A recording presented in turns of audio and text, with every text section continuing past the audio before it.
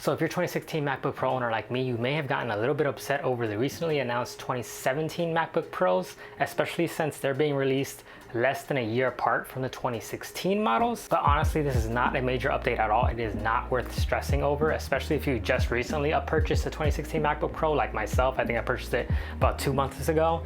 It's really not like you're automatically obsolete. It's not that big of a difference. Really, the only major update that came to the 2017 MacBook Pros is the Kaby Lake 7th generation Intel processors, and that's it.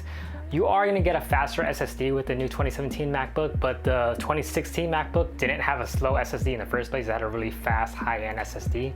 So most people aren't ever going to really notice the difference between speeds from the 2016 to 2017 MacBook Pro, and the performance difference between the 6th generation Intel Skylake processors and the new 7th generation Kaby Lake processors are basically negligible. Like, it's very, very slight. The only real difference is that with the Kaby Lake processors, the 7th generation processors, the battery performance is a little bit better. It's better at decoding high resolution video, and that's going to save you a bit more battery. But honestly, this is so minuscule, it's not going to be extremely noticeable for anybody out there. You're still getting the same exact RAM. It's still DDR3. It's still capped at 16 gigabytes. You can't upgrade it to 32. It's capped hard at 16. The screen is exactly the same resolution, clarity, and brightness. The keyboard is exactly the same. The speakers are exactly the same. The base model 13-inch MacBook without the touch bar did get a price drop, so that is really nice. If you didn't upgrade to the 2016 model and you're thinking about going with the base model 13-inch, you're now get a cheaper price, so that's cool. But again, all the 13-inch models comes with 8 gigabytes of RAM, DDR3, exactly the same. You still get the same exact upgrade capabilities as before. You're just getting the newer processor and a little bit faster SSD. Apple did mention that they were upgrading the dedicated graphics on the 15-inch MacBook Pros, but really all they did was move all the graphics cards down a tier. So on the base model 2016 MacBook Pro 15-inch, you got the Radeon 550.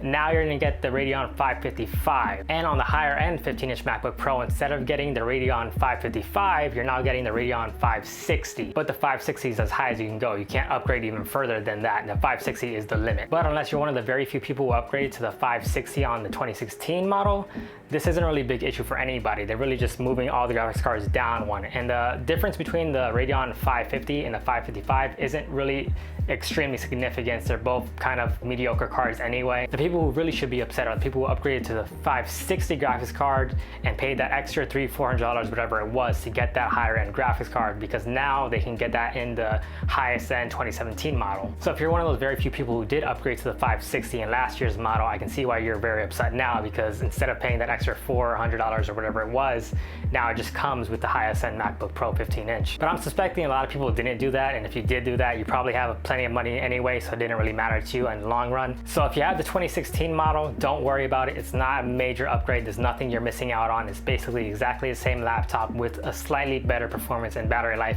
and maybe a little bit faster loading some stuff, but that's about it. But if you did not purchase the 2016 MacBook Pros because you're waiting for this model or maybe even the next one, this is probably a good time to upgrade. I mean, it has basically all the latest and greatest besides the RAM. The RAM's still DDR3, which doesn't make sense to me. I guess they didn't want to spend the extra money purchasing more RAM.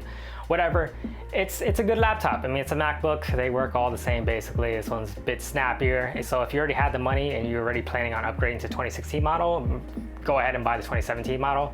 Though, if you want to save yourself some money, honestly, there's not going to be that much of a vast performance difference. You could probably find a used 2016 model out there for pretty cheap nowadays. But anyway, guys, that was just my quick thoughts on whether or not you should upgrade to the 2017 model if you already own the 2016 model, or if you don't own the 2016 model at all. But if you do own the 2016 model and you think you should upgrade, you were like desperate to upgrade now to the 2017 model, let me know why. I'm really curious. There's really not that much of a difference, but if you see something that I'm not seeing, let me know in the comments down below. And if you liked the video, subscribe. I'd appreciate it. I'm almost to 1,000 subscribers. I'm super excited once I hit that milestone. I didn't think I'd ever make it this far. So I appreciate any subscription you can give me. It make me happy, make my day. That'd be cool. You can make somebody smile today. That sounds like fun. But as always, my name is Joshua Jomios. Stay sexy, and I'll see you sometime.